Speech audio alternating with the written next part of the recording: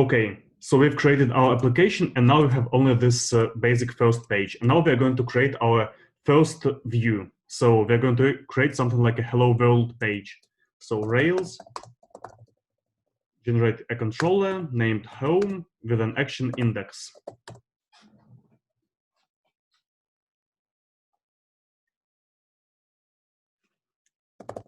So we see that some files were created and now we have a new view. So we go to views, home, index, and HTML page. So let's also add it to our roots. We will add a root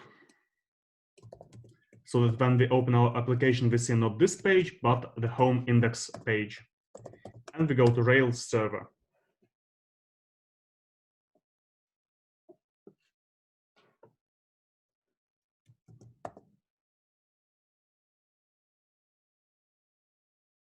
So we see that now it directs us to our newly created page, and we can change some information on it, like write hello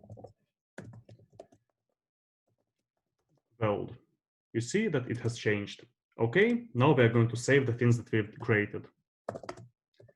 So git status to see what we've created, git add all, commit to master.